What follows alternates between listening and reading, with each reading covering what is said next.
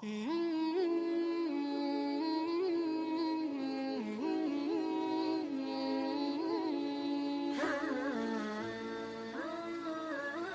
گناہ کبیرہ ہے، اس لیے اسلام میں سود لینا حرام ہے۔ سود دوسرے مسلمان بھائیوں کی مجبوریوں سے ناجائز فائدہ اٹھانا ہے اور ایک طرح کا ظلم ہے، جس وجہ سے اللہ تعالیٰ نے اسے ناپسند کرتے ہوئے حرام قرار دیا۔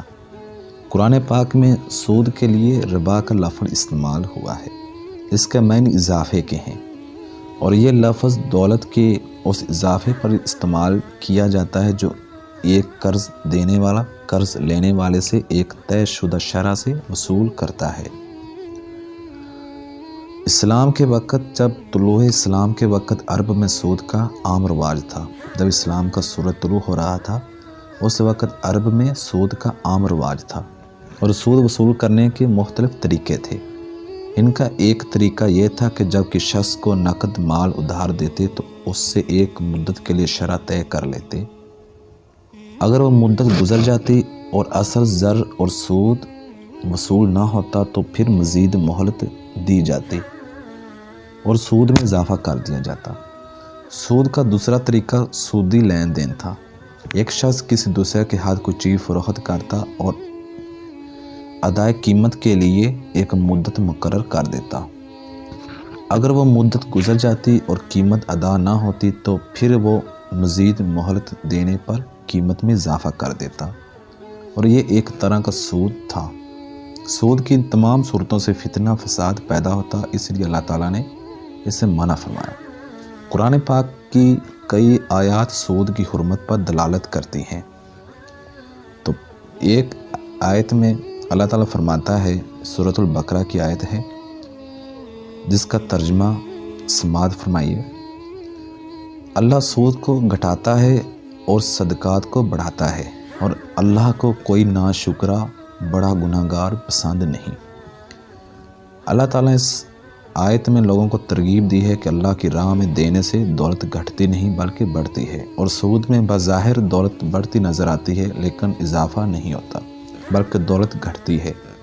صدقات کے ذریعے دولت معاشرے کے افراد میں گردش کرتی ہے، جس سے لوگوں کو وسائل دولت بڑھانے کا موقع ملتا ہے، لیکن سود میں دولت سیمنٹ کا چند ہاتھوں میں آ جاتی ہے جس سے اس کی بڑھوتری رک جاتی ہے۔ ایک دوسری آیت میں اللہ تعالیٰ فرماتا ہے، آل عمران کی آیت ہے، اے ایمان والو سود در سود نہ کھاؤ اور اللہ سے ڈرو تاکہ تمہیں فلاح حاصل ہو۔ سود خور دن رات سود کو بڑھانے کے لالچ میں مگن رہتا ہے، جس سے آدمی میں دولت کا طمع بے حد بڑھ جاتا ہے اور پھر لوگوں سے سود کی رقم پر مزید سود حاصل کرنے کے در پہ ہوتا ہے۔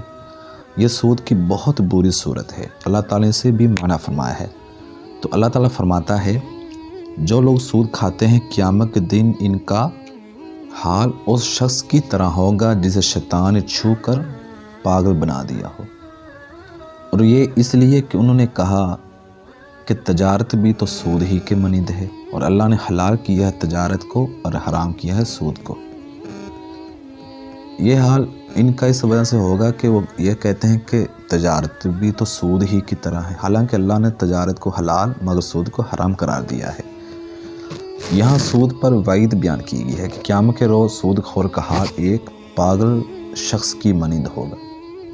لہذا اس دولت کا کیا فائدہ جو انسان پر دیوانگی طاری کرنے کا سبب بنے۔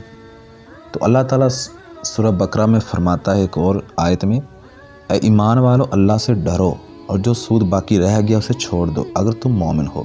اگر ایسا نہیں کرتے تو اللہ اور اس کے رسول سے جنگ کے لیے تیار ہو جاؤ۔ اللہ اکبر، استغفر اللہ، کتنی بڑی اللہ تعالیٰ نے دھمکی دی ہے۔ تو اللہ اور اس کے رسول سے لڑنے کے لیے تیار ہو جاؤ، اگر توبہ کر لو تو تمہارا اصل مال تمہارا ہے، نہ تم ظلم کرو نہ تم پر ظلم کیا جائے۔ جس وقت سود کو حرام قرار دیا گیا تو اللہ تعالیٰ نے مومنین کو تاکید کی کہ اگر کسی نے سود لینا ہو تو اسے چھوڑ دے، اور اگر ایسا نہیں کرتے تو پھر تمہارا یہ فعل اللہ اور اس کے رسول کے خلاف ہوگا۔ یہ اتنا بڑا گناہ ہے سود، ایسے جیسے اللہ اور اس کے رسول سے جنگ کرنا۔ تو کوئی سوچ سکتا ہے کہ میں اللہ سے جنگ کروں گا یا اللہ کے رسول سے جنگ کروں گا؟ کوئی سوچ سکتا ہے جنگ کرنے کا؟ حضرت ابن مسعود رضی اللہ تعالیٰ سے روایت ہے کہ انہوں نے فرمایا سود لینے والا، سود دینے والا، اس پر گواہ بننے والے، اس کی تحریر کرنے والے پر جب کہ اسے معلوم ہو کہ یہ تحریر سود کے لیے ہی ہو رہی ہے، تو اللہ تعالیٰ نے ان سب پر کیا کیا؟ لعنت فرمائی ہے۔ اللہ تعالیٰ ہمیں محفوظ رکھے۔ آج سارا کاروبار سود پر چل رہا ہے، تو اللہ کی برکت کیسے آئے گی؟ اللہ کی رحمت کیسے آئے گی کہ ہر بندہ ہی سود پا رہے، دکان ہے وہ بھی سود پا رہے، وڈی جیسے پنجابی کہتے ہیں کوئی بڑا کاروبار، کوئی بڑا کاروبار ہی ہے وہ بھی سود تے، کوئی چھوٹا کاروبار بھی ہے وہ بھی سود تے۔ تو کسی کی بڑی فیکٹری ہے وہ بھی سود کے پیسوں پر چل رہی ہے، اگر کسی کے پاس چھوٹی سی دکان ہے وہ بھی سود کے پیسوں پر چل رہی ہے۔ تو اس ملک میں اللہ تعالیٰ کی رحمت کیسے آئے گی کہ جہاں سود کے پیسوں سے سارا کاروبار لین دین ہوتا ہو؟ اللہ تعالیٰ ہمیں محفوظ فرمائے۔